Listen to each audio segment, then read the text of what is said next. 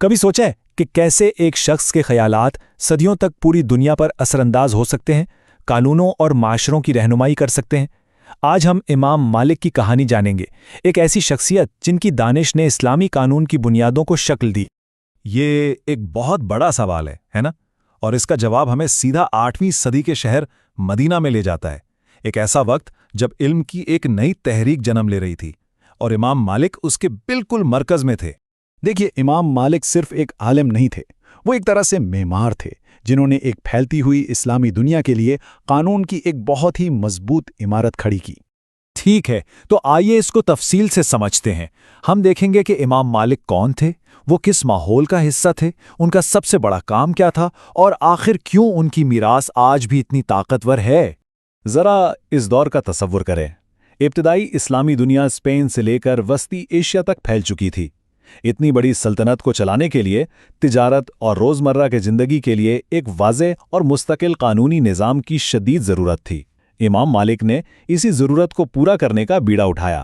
امام مالک کی ذہانت کو اگر سمجھنا ہے نا، تو ہمیں ان کے شہر کو سمجھنا ہوگا۔ مدینہ اس وقت صرف ایک شہر نہیں تھا، بلکہ قانون کی ایک جیتی جاگتی لیبارٹری تھا، اور امام مالک اس کے سب سے بڑے سائنسدان تھے۔ دلچسپ بات یہ ہے کہ امام مالک نے اپنی پوری زندگی مدینہ میں ہی گزاری۔ وہ علم کے لیے باہر نہیں گئے، بلکہ پوری دنیا سے لوگ علم حاصل کرنے کے لیے ان کے پاس آئے۔ انہوں نے مدینہ کی فضا میں سانس لیا اور وہیں سے اپنے نظریات کو پروان چڑھایا۔ اس جملے کا مطلب بہت گہرا ہے۔ اس کا مطلب یہ نہیں کہ وہ صرف کتابیں پڑھ رہے تھے، نہیں، وہ ایک زندہ معاشرے کا مشاہدہ کر رہے تھے، ایک ایسی کمیونٹی جس کے طور طریقے براہ راست مسلمانوں کی پہلی نسل سے چلے آ رہے تھے۔ ان کے لیے قانون کوئی خشک تھیوری نہیں تھا، بلکہ ایک جیتی جاگتی حقیقت تھی۔ تو اپنے زمانے کے قانونی چیلنجز کے جواب میں امام مالک نے ایک ایسا حل پیش کیا جو اپنی سادگی میں ہی انقلابی تھا۔ انہوں نے ایک ایسی کتاب تیار کی جو صرف روایات کا مجموعہ نہیں تھی، بلکہ ایک منظم قانونی ضابطہ تھی۔ اس کتاب کا نام ہی سب کچھ بتا دیتا ہے، الموطا۔ اس کا مطلب ہے وہ راستہ جس پر بہت چلا گیا ہو یا ہموار کیا گیا راستہ۔ یہ اس بات کی نشانی تھی کہ اس میں جو قانون ہیں وہ آزمائے ہوئے ہیں، قابل اعتماد ہیں اور کمیونٹی کے عمل سے ثابت شدہ ہیں۔ تو سب سے اہم نقطہ یہی ہے، انہوں نے قانون کی بنیاد کیسے رکھی؟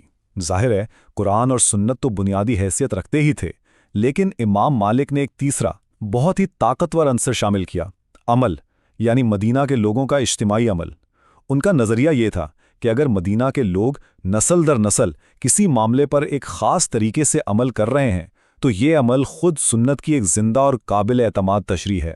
اس کو یوں سمجھیں، ایک طرف وہ قانون ہے جو صرف کتابوں میں لکھا ہے، جس کی تشریح میں بہت اختلاف ہو سکتا ہے، اور دوسری طرف وہ قانون ہے جو لوگوں کے روزمرہ کے عمل اور فیصلوں سے بنتا ہے۔ امام مالک کا طریقہ دوسرے والے کے بہت قریب تھا۔ انہوں نے قانون کو زندہ روایات سے جوڑا، جس نے اسے بہت زیادہ استحکام اور عملیت بخشی۔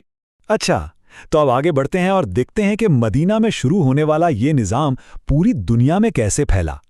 یہ دیکھنا حیرت انگیز ہے کہ ایک مقامی طریقہ کار کس طرح ایک عالمی مکتب فکر بن گیا جس نے لاکھوں لوگوں کی زندگیوں کو متاثر کیا۔ ذرا اس تعداد پر غور کریں۔ آج دنیا بھر میں تقریباً 30 کروڑ لوگ امام مالک کے قائم کردہ قانونی اصولوں کی پیروی کرتے ہیں۔ یہ اس بات کا زبردست ثبوت ہے کہ ایک شخص کا فکری ورثہ کتنا طاقتور اور پائیدار ہو سکتا ہے، اور یہ اثر کتنا وسیع ہے یہ اس سے ظاہر ہوتا ہے۔ شمالی اور مغربی افریقہ سے لے کر خلیجی ریاستوں تک مالکی مکتبہ فکر ان علاقوں کے قانونی اور ثقافتی تانے بانے کا ایک اہم حصہ ہے۔ یہ آج بھی وہاں لاکھوں لوگوں کی زندگیوں کی رہنمائی کرتا ہے۔ تو آخر میں ان کی وراثت اتنی پائیدار کیوں ہے؟ اس کی وجہ ان کا منفرد طریقہ کار ہے۔ انہوں نے ایک ایسا نظام بنایا جو بنیادی اصولوں پر چٹان کی طرح مضبوط تھا، لیکن ساتھ ہی اس میں اتنی لچک بھی تھی کہ وہ بدلتے ہوئے حالات کے مطابق ڈھل سکے۔ تو یہ سب کچھ ہمیں ایک آخری اور بہت اہم سوال پر چھوڑ جاتا ہے۔ جب ہم امام مالک جیسے مفکر کو دیکھتے ہیں تو ہم قانون، روایت اور کمیونٹی کے باہمی تعلق کے بارے میں کیا سیکھتے ہیں؟ اور کیا آج کی اس پیچیدہ دنیا میں ایک مستحکم معاشرہ بنانے کے لیے ہمیں ماضی کی دانش سے رہنمائی لینے کی ضرورت ہے؟